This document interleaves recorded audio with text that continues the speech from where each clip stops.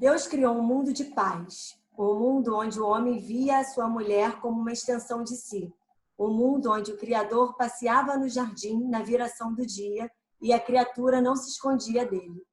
Na minha imaginação, esse é um cenário de um mundo de paz. Pena que só uma geração tenha tido o privilégio de desfrutar de um ambiente com o qual muita gente não cansa de sonhar. Sorte que Jesus de Nazaré tenha ensinado que esse sonho poderia voltar a ser realidade para a humanidade. Como? Acreditando na subversão do amor. E com esse texto do livro do reverendo Daniel Guanais, Ensaios sobre o Reino, eu quero apresentar a nossa convidada de hoje. É uma conferencista internacional, missionária brasileira, uma mulher muito inspiradora. E está com a gente hoje, pastora doutora Edmeia Williams. Graça e paz, querida. É um prazer tão grande estar aqui falando com você. E eu não sei bem como vai ser essa live, mas eu não sei se você quer que eu me apresente. Eu sou Edmeia Williams, eu sou uma missionária, eu sou filha de Deus, apaixonada pela palavra de Deus, e sou viúva. Eu tenho um filho casado, graças a Deus, que está casado, porque a Bíblia diz que o homem que encontra uma esposa encontra um tesouro, e realmente o meu filho foi agraciado com um tesouro de esposa. Ela é minha filha, o nome dela é Érica, e Deus nos deu a alegria de eu ter 3 netos, o Glenn Martin, que acabou de fazer 14 anos, tem a Laura Kay, que vai fazer 12 anos esse mês, e tem Lindsay Agatha, que vai fazer 9 em agosto. Então, essa é a minha família. Tenho muitos irmãos. Eu tenho uma família negra e uma família branca. Meu pai era negro, casado com uma mulher negra, os 2 imigrantes para o Brasil. E eu tenho, então, 6 irmãos negros.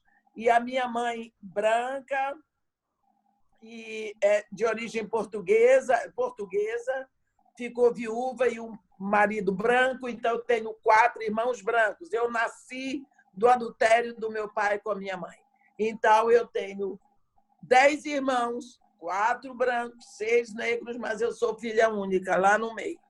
Então, essa é a minha vida. Deus é bom e Deus não deixou que isso acabasse com a minha vida. Pelo contrário, eu tenho tirado lições do amor, da graça de Deus na minha vida, e dessa forma Deus me preparou para compreender, para amar e para consolar pessoas que às vezes ficam presas nessa armadilha, achando que foi minha mãe que me fez ou meu pai que me fez. Não. Um homem se deita com uma mulher, mas quem faz o filho é Deus. E se Deus faz, ele é o responsável pelo que ele faz. Que maravilha! Já adorei essa apresentação, porque é isso, os milagres de Deus, né? Deus transforma as histórias. E a cara do Brasil, né? Essa mistura da sua família é a cara do nosso país. A gente é misturado assim mesmo. Eu queria começar conhecendo melhor você. Você acabou de falar que você é Edmeia, que é viúva, que é mãe. E eu queria entender como que essa Edmeia, mãe, dona de família, dona de casa, trabalhadora, passou a ser Edmeia da ação social, com o coração voltado para isso. Isso sempre teve em você ou houve um despertar? Olha, houve um despertar, porque no início da minha vida eu era uma intelectual patricinha. Eu era uma mulher muito preocupada com beleza física e muito preocupada com intelectualidade, pura vaidade minha, mas com o tempo Deus foi mudando a minha vida. Só que eu era crente. Eu nasci, meu pai era evangélico, minha madrasta, meus irmãos, minha mãe era católica, então eu tinha que ir à missa de 6 horas da manhã para as 9 estar no culto. Não é? Então, eu cresci, eu era organista na igreja, eu era crente, mas eu era crente, aquela crente assim, não bebo, não fumo, não danço, não uso roupa decotada, não uma opção de coisas, como se isso me fizesse uma filha de Deus. Eu canso de dizer, olha, Adão lá no Éden não bebeu, não fumou, não adulterou, não usou maconha, mas o pecado dele matou espiritualmente toda a espécie humana. Então, apesar de dizer eu era crente, eu era aquela crente. Mas a minha verdadeira conversão se deu quando eu estava aos 32 anos, morando no Iraque. Então, ali eu tive o meu encontro com Deus, a minha experiência com Deus, e de lá em diante eu sou essa mulher. E quando eu voltei para o Brasil, então, o meu trabalho social é decorrente de quem eu sou. Eu creio que nós não fazemos um trabalho social porque queremos ser salvos. Nós fazemos porque já somos salvos.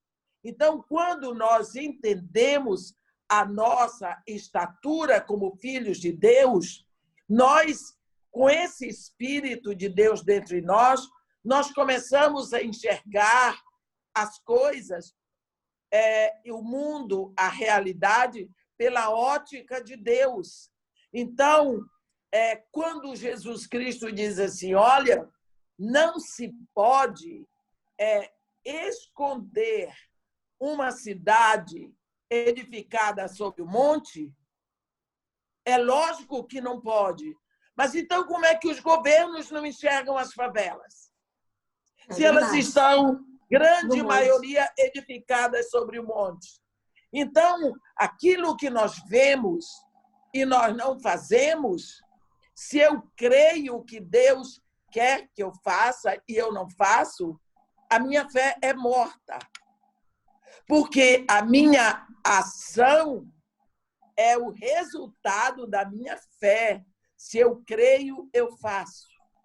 Então, eu não quero ter uma fé morta. Assim que eu voltei do Iraque, eu fui para a igreja e perto da igreja, ali em Botafogo, havia do lado direito uma favela que eu nunca tinha visto. Eu não entendia isso de favela junto de um bairro rico, porque eu não sou daqui do Rio, e essa história de, aqui no Rio de Janeiro, cada bairro chique tem direito a uma, ou duas, ou três favelas, isso é uma coisa carioca, porque aqui o carioca ele é diferente, é encantador. Então, eu vi, mas como é que pode, do lado do gabinete do prefeito, exatamente ali, como é que tem uma favela? Mas tinha. Então, eu me apaixonei. Eu orava para poder subir o Morro Dona Marta, porque naquela época ninguém podia subir, que havia aquela guerra do Zaque e o Cabeludo, que nem a polícia podia subir. Mas eu fiquei ali, comecei meu ministério ali naquela pracinha da frente e as crianças ali brincavam, e ali eu fazia lanche com ela todos os dias e cantava com as crianças e ministravam uma palavrinha, uma história da Bíblia, e depois nós nos reuníamos para cantar, mas nós orávamos, lanchávamos, marcávamos o encontro para outro dia, até o dia que as crianças, então, me levaram para subir a favela. Foi a primeira vez que eu vi uma favela, e eu nunca mais desci.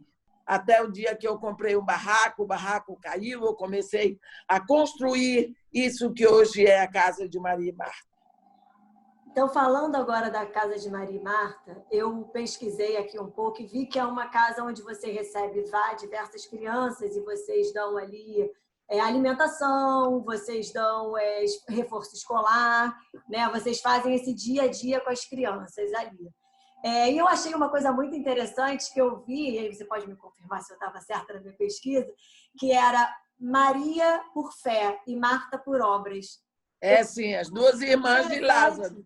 Exatamente. Eu achei isso muito interessante porque, assim, doutora, não dá para desassociar, né? A Bíblia vai dizer que a fé sem obras é morta. E eu queria que você falasse um pouco desse projeto para a gente, de como isso se reflete na vida dessa comunidade. Olha, eu creio que o coração da criança é um coração pronto para você plantar. Então, se você plantar Jesus, se você plantar o amor de Deus, a verdade vai dar. Eu não sei quando, mas vai dar. Porque Jesus disse que o reino de Deus é assim como se o homem plantasse semente no seu campo, e passa noite, passa dia, e passa noite, e depois aparece a folhinha, depois vem a haste, depois vem a espiga, e depois vem o grão na espiga, até chegar a hora de ceifar. Então, eu creio nisso, que plantar Jesus no coração de criança dá, porque foi plantado no meu coração. Jesus foi plantado no meu coração. Eu cresci ouvindo, eu não sei dizer qual foi a primeira vez que eu ouvi falar de Jesus, mas eu creio que já, quando eu nasci, eu já ouvi falar de Jesus. Entende? Mas aquilo ficou por lá. Eu era uma crente e tudo, até o dia que Jesus brotou. E aí eu sou essa mulher. Então, eu faço isso com as crianças. Todo o meu trabalho social é com uma segunda intenção. E a minha segunda intenção é o meu primeiro sonho. É plantar Jesus no coração das crianças. Então, eu dou toda a roupa que eles vestem, desde as calcinhas, meia, cuecas, tudo, mas é tudo novo. Shampoo, condicionador, desodorante, short, blusa, tudo eu dou para ter o direito deles aprenderem de Jesus. Então, quando eu entrei no Morro Dona Marta, em 1990, o Morro de Dona Marta era o morro mais violento do Rio. 12 anos se passaram. O Morro Dona Marta saiu da lista das favelas violentas. Mas, em 2008, foi eleito o modelo para todas as favelas. Aí fizeram uma pesquisa e descobriram que tem 83% de evangélicos na população. Então, plantando Jesus, vem a libertação, vem a paz, vem a alegria e, principalmente, nós ensinamos para as crianças. Olha, quem fez você foi Deus. Pergunte para a mãe em casa, quando ela descobriu que estava grávida de você, há quantos dias você estava lá? A mamãe disse que foi 2 meses. Pois é, ela não sabia, porque não foi ela que fez. Quem fez foi Deus e não pediu licença. Então, seu pai não sabe fazer essa caneta. Sua mãe não sabe fazer esse telefone, como ia fazer você. Então, foi Deus que fez você e, por isso, Ele vai sempre cuidar de você. Então, nós ensinamos as crianças a crescerem olhando nessa direção de que elas são propriedade de Deus, Ele é responsável por elas, elas se rendem a Jesus Cristo, são filhas de Deus, e assim elas vão crescendo com um evangelho prático. Porque o evangelho é praticidade de vida. Não é? Então, esse tem sido o meu trabalho de evangelismo ali, no Morro Dona Marta. E, para isso, eu viajo o Brasil e o mundo, porque cada vez que eu prego, eu ganho uma oferta. Eu nunca dei preço.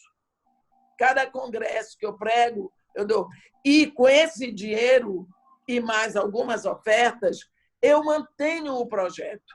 Eu nunca tive ajuda de governo, nem eu quero. Mas Deus tem suprido tudo. Eu sei que é Deus.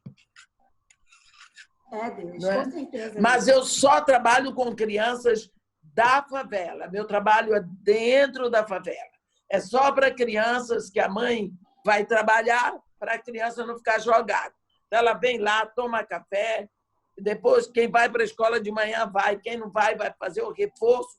Enquanto está no reforço, elas vão sendo tiradas em pequenos grupos para aula de informática, de violão, flauta, canto, dança e educação religiosa. E a gente vai fazendo assim, 11h30 elas almoçam, descem para o colégio, é o tempo de lavar os pratos, porque as que estavam no colégio voltam para lá, vamos fazer a mesma coisa. Duas coisas interessantes. A primeira é quando você faz a estatística, né, das igrejas que tem no morro, e isso se refletiu. Isso deveria se refletir na nossa sociedade mesmo, né? Porque se a gente tem um percentual grande de evangélicos, o mundo precisa ser transformado. Senão esse evangelho está errado, tem alguma coisa errada, porque Jesus Cristo vem transformando, né? As obras e a fé tem que transformar os lugares, transformar nossa comunidade, né? Para ser uma comunidade melhor. As pessoas têm que ouvir. Jesus Cristo disse: ide fazer discípulos. Mas nós sabemos que fazer discípulo é mais diferente, mais difícil, talvez, do que fazer evangélicos. Mas para que nasça um discípulo, é preciso que a semente do reino caia no coração dele. Então, eles têm que ouvir. A Bíblia diz: a fé vem pelo ouvir e ouvir a palavra de Deus.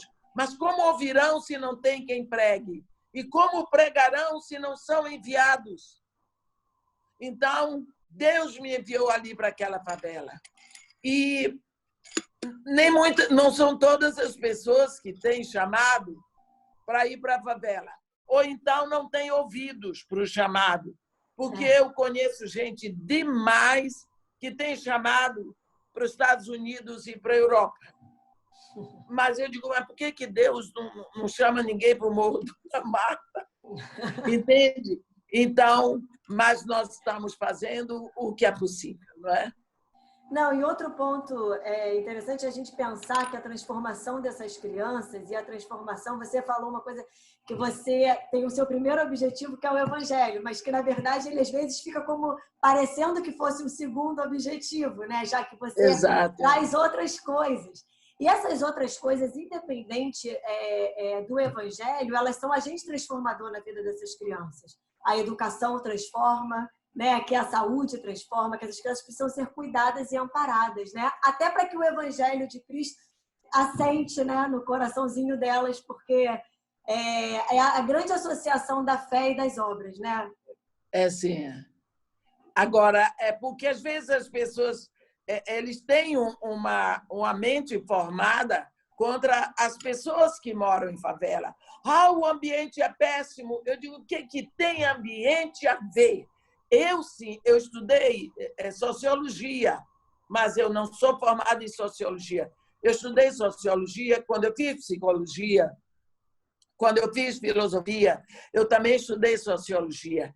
Eu sei que o ambiente é imprescindível. Eu sei que o ambiente é uma força que molda, mas quando nós pensamos o melhor ambiente do mundo, qual foi? O Éden.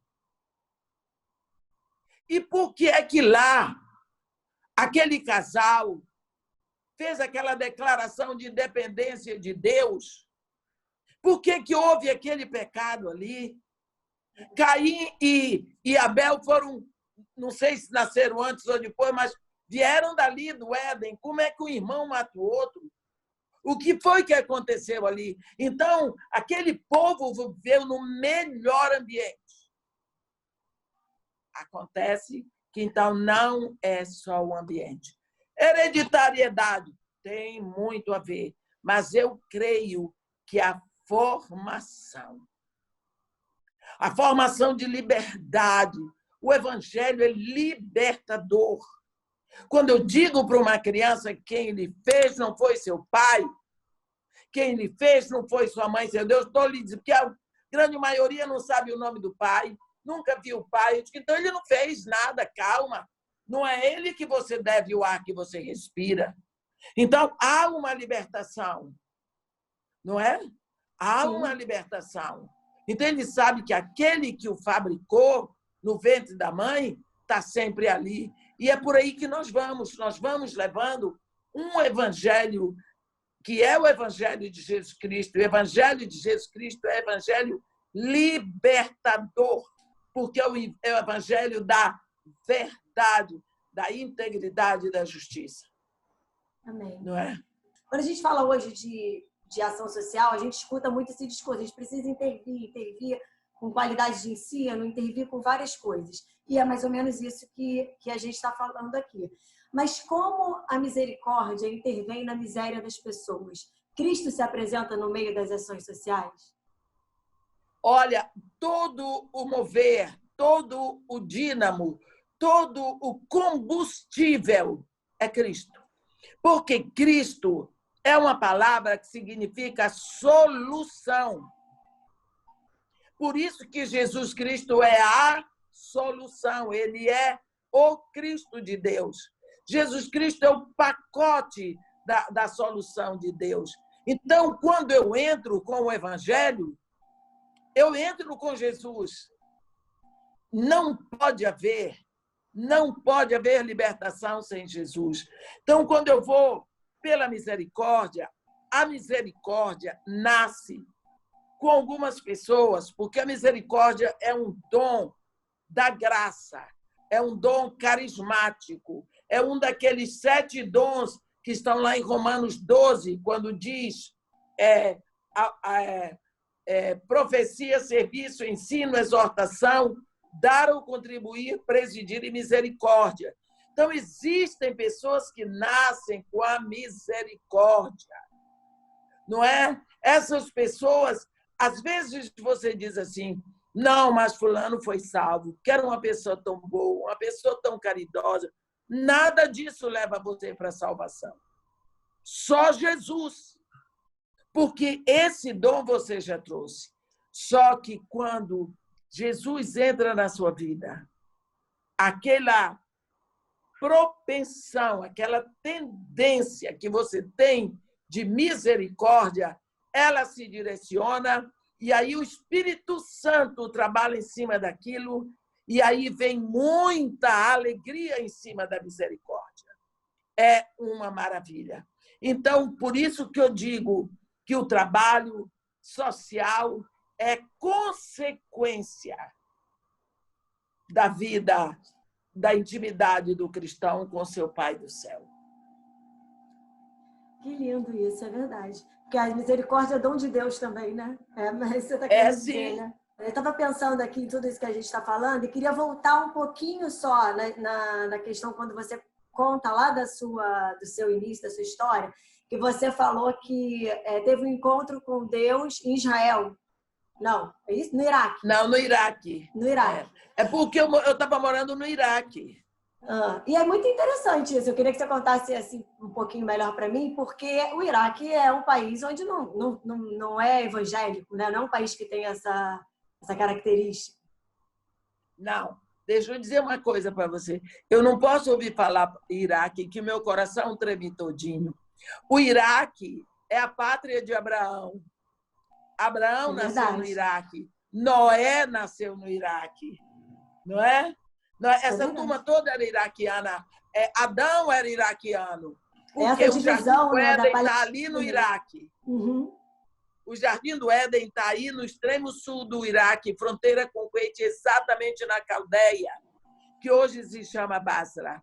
Então, eu fui para lá porque meu marido era engenheiro da Petrobras e ele foi convidado para servir a Petrobras um tempo lá, e ele foi como gerente de apoio da Petrobras Internacional. Então, nós fomos, a família.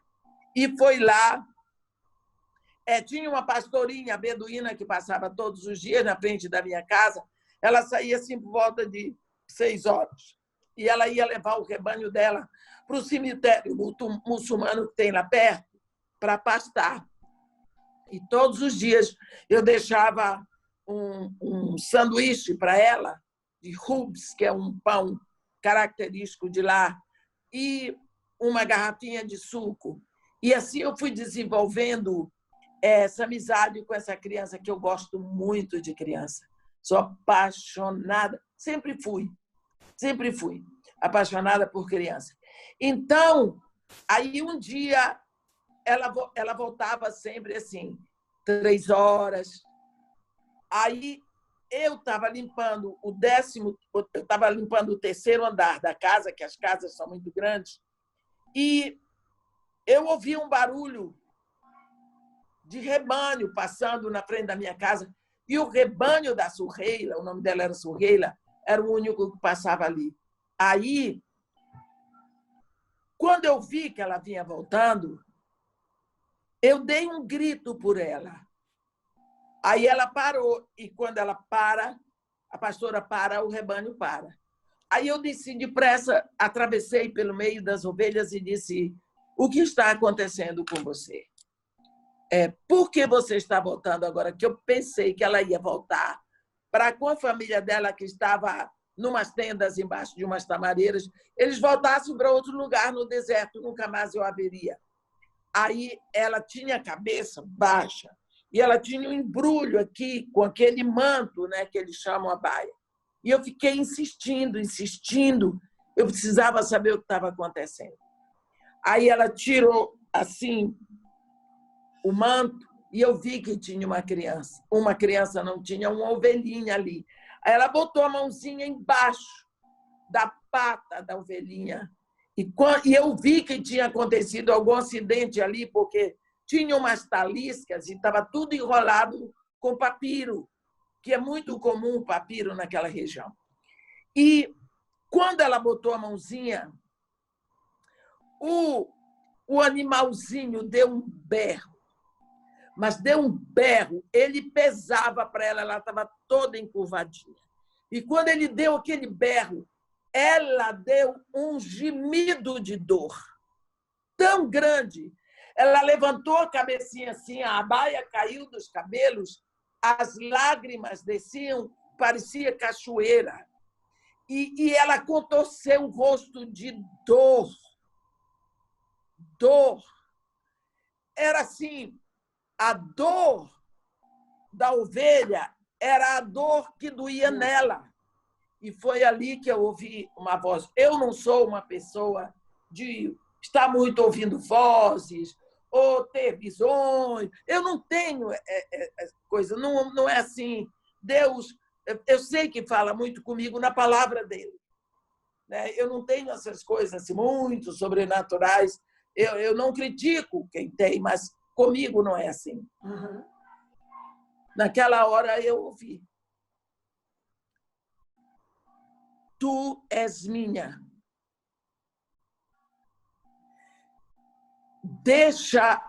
Eu sou o teu pastor. Me deixa cuidar da tua perna quebrada. Eu sei que eu entrei em casa. Não teve êxtase nenhum. Eu entrei em casa, ela foi para lá, para o Parque das Tamareiras. No outro dia cedo, ela voltou para fazer o trabalho dela. Mas eu me lembro eu me lembro mesmo de mim no meio da sala, de baixo, de joelho, e eu disse a seguinte oração: eu sei quem é o Senhor. Se o Senhor me levar de volta para o Brasil, eu vou fazer tudo o que o Senhor quer. Eu ainda tinha que ficar mais 2 anos lá. Isso foi no mês de julho. Quando foi no dia 22 de setembro, começou a guerra Irã-Iraque. No 3º dia para o 4º, nós conseguimos fugir para o Kuwait. Fiquei lá, de lá, Europa, Brasil. Minha primeira aquisição foi uma Bíblia. Eu sabia o que ele... E nunca mais eu li outra coisa a não ser a Bíblia. E pronto, e assim Deus foi fazendo, até que a nossa vida se ajustou por aqui. A Petrobras mandou meu marido ficar servido no contrato de risco aqui, e depois meu marido morreu, e depois minha filha morreu, e hoje eu só tenho o meu filho, mas eu tenho a minha filha, que é minha nora, e meus 3 netos, e eu agradeço a Deus por tudo que ele tem feito, porque ele sabe bem o que está fazendo. E Deus tem feito, a partir daí, desse dia, milagres, né? Porque a gente, quando eu vejo você falar que de uma forma tão assim, como é que eu vou dizer, tranquila, serena, de entendimento das perdas, né? Falou, perdi uma filha. E isso é milagre de Deus, né? Entender a misericórdia de Deus. Você vê assim? Eu vejo, porque eu entendi que ela não era minha. Eu não fiz, eu não comprei. Mas ele trouxe alguém dele para a minha vida e me deu a honra de parir e de criar uma moça para ele. E por isso, ele não precisou pedir licença para levar. Né? Não, muito relevante você falar isso, porque a gente tem sempre as histórias das pessoas que perderam, né, alguém que ama, e principalmente nesse momento que a gente está vivendo, onde as pessoas estão perdendo pessoas que amam, né? A gente está vendo e cada vez parece que está mais perto da gente, né? Você escuta de um amigo, eu particularmente não perdi ninguém próxima de mim ainda, espero não perder, mas a gente está vendo e parece que as coisas estão se aproximando. Você começa a ouvir de um amigo, ouvir do outro. E é muito legal ouvir você dizer isso, porque a gente tem que entender isso mesmo, né? Que o Senhor é dono da vida, né? E Ele que cuida. Nós cristãos, nós precisamos levar a sério a palavra de Deus, porque lá no Salmo 23, que é um salmo que todo mundo conhece, até quem não é cristão, Davi diz assim: ainda que eu ande no vale da sombra da morte. Ora, se um leão passar, a sombra dele lhe amedronta, mas ele não lhe abocanha, porque sombra não abocanha ninguém. Se um caminhão passar, a sombra dele passa por perto de você, ele assusta, mas o caminhão não matou você, porque não passou em cima de você. Então, a sombra assusta, mas a única coisa que ficou da morte para nós foi a sombra, porque a morte, Jesus Cristo, lembra que ele morreu, ele foi lá no sepulcro, deixou a morte lá enterrada e ressuscitou vivo. Então, a nossa morte não existe mais. Verdade. Não existe. Na realidade, quando o nosso corpo cai, é uma forma de libertação para nós entrarmos nos braços do nosso Pai. Né? Agora, doutora Edmeia, como tem sido a realidade dessa pandemia dentro da comunidade? O fato é o seguinte, que a grande maioria das pessoas que moram ali são pessoas que têm empregos informais, são pessoas trabalhadoras, porque o povo da favela é um povo que trabalha. Verdade. Ou eles trabalham, eles ganham o pão, as pessoas são maravilhosas, e tem pessoas arruaceiras que se infiltram em todo canto. Mães que nunca pediram nada na casa de Marimar. Você sabe o que é uma mãe dessa ter que telefonar chorando pedindo uma cesta básica? Porque são vendedoras ambulantes, não podem sair para vender. E não tem para quem vender. São faxineiras, não, está tudo suspenso. Está tudo suspenso, elas não podem ir. São pessoas que trabalham como camelôs, vendem coisas na praia. Da onde que vai sair esse dinheiro agora? Ora, elas têm que pagar a luz do barraco, elas têm que comprar o gás, elas têm que comprar remédio, elas têm que comprar comida. Então, eu não posso funcionar a Casa de Marimar porque o governo diz para não fazer e eu tenho que acatar a ordem do governo, porque se eu não obedeço à autoridade que eu vejo, como eu vou obedecer à autoridade que eu não vejo? Então, o iníquo é aquele que não respeita a lei, não reconhece a lei. E esse não é o nosso caso. Então, a Casa de Marimarta está lá, as crianças sabem que podem ir buscar coisa lá. Feijão, arroz, óleo, açúcar, café, leite, lata de atum, essas coisas que são o básico que eles necessitam. E tem sido desse jeito. A casa está aberta lá ajudando como dá, né? É só para, exatamente, para suprir. Eu tenho feito básica, isso. Né, doutora? Sim, é. Já desde março.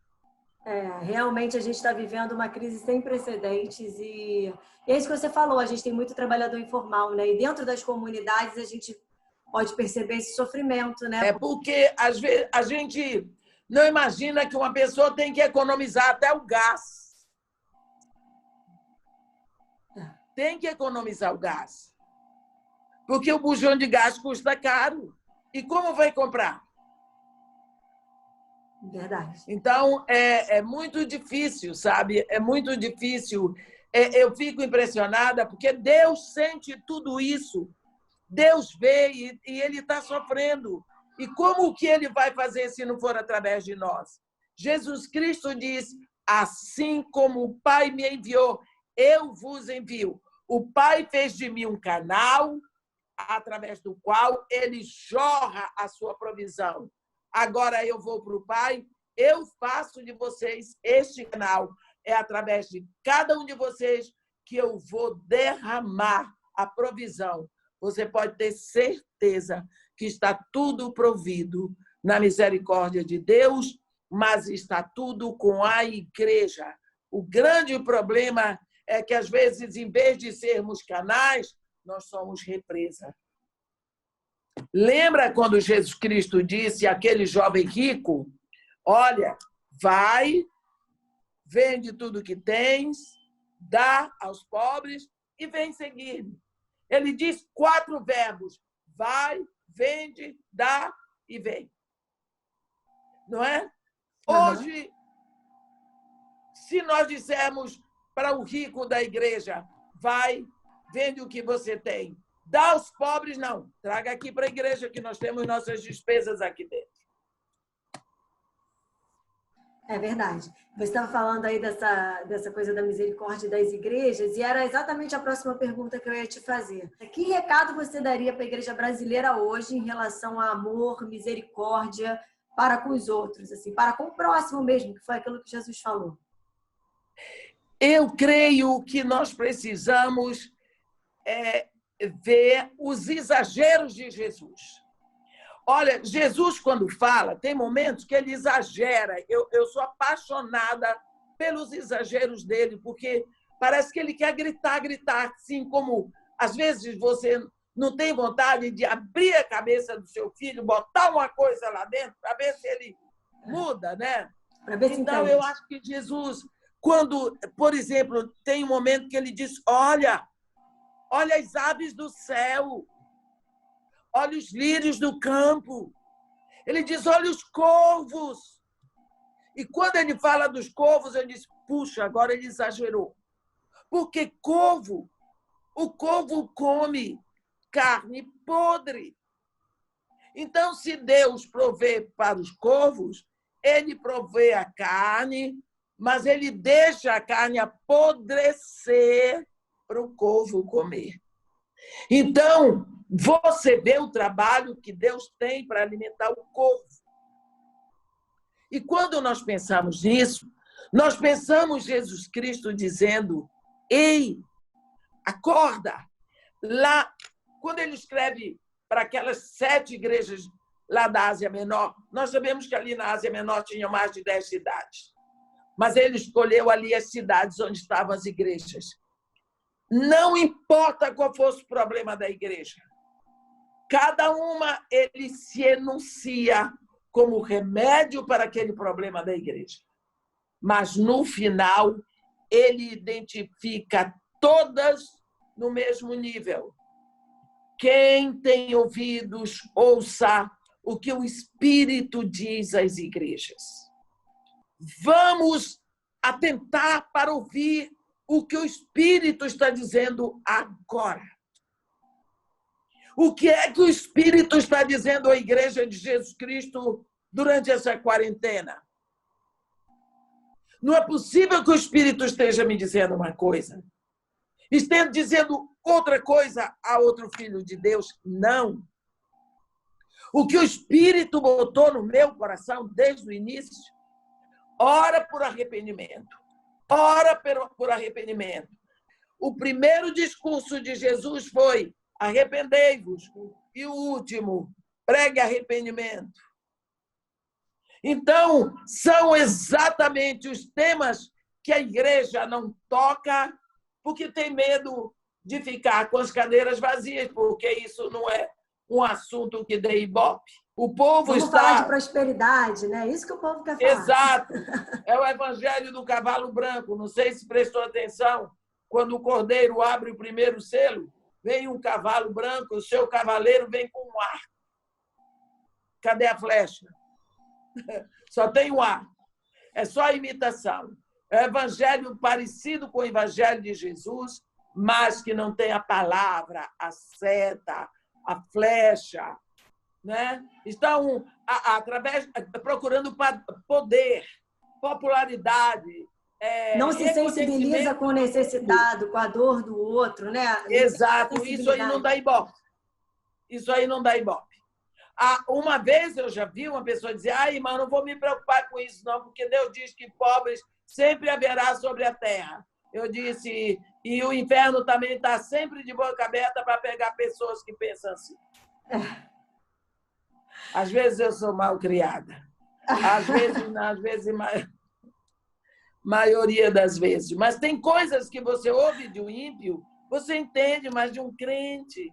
Você lá na realidade da comunidade vê muitas mães, e você já falou aí que muitas crianças não conhecem nem seu pai, né? A realidade é que muitas mães hoje encaram uma família sozinha, levam essa luta sozinha, de cuidar de um filho, de dar o sustento, tudo isso. O nosso programa aqui ele é voltado para as mulheres da igreja. E o que a gente pode falar hoje para as mulheres que cuidam dos seus filhos sozinha, com uma perspectiva tão pequena de um futuro bom? A Bíblia, a palavra de Deus, é a nossa regra de fé e de atos, né? Então, tinha uma mulher sozinha uma vez no deserto. Ela foi rejeitada com seu próprio filho, capítulo 21 de Gênesis. E a única coisa que o pai deu, que foi Abraão, foi um odre de água e um pão. E quando, em pleno deserto, se acaba a água, a gente sabe que sem água ninguém sobrevive no deserto.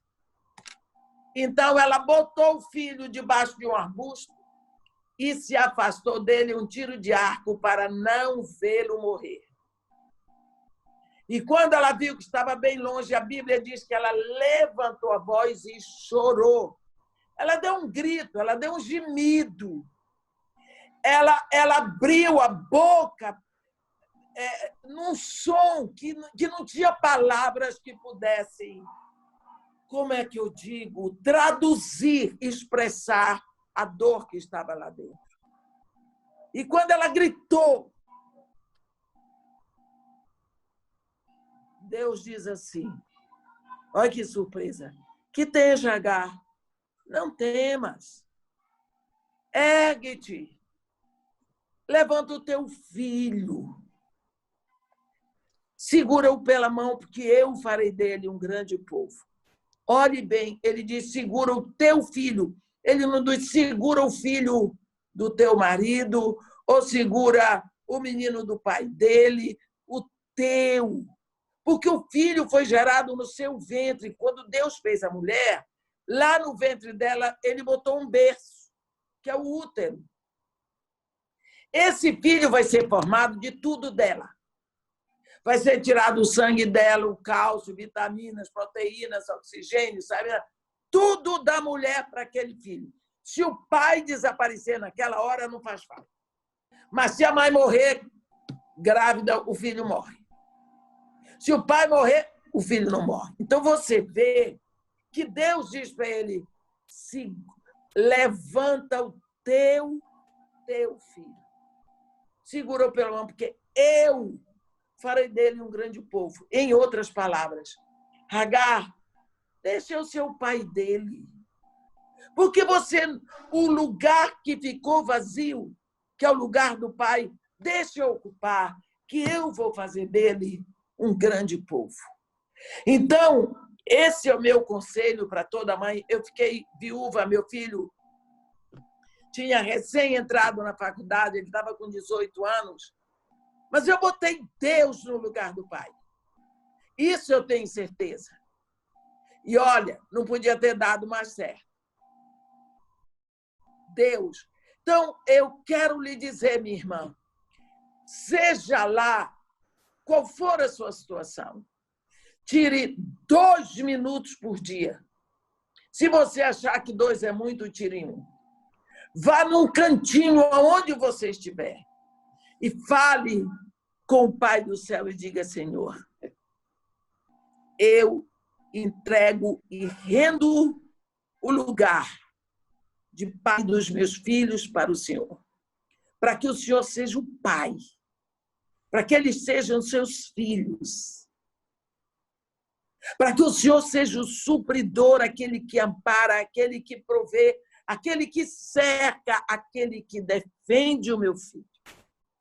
O que nós temos visto é uma corrida de mulheres atrás de um homem para trazer para dentro de casa.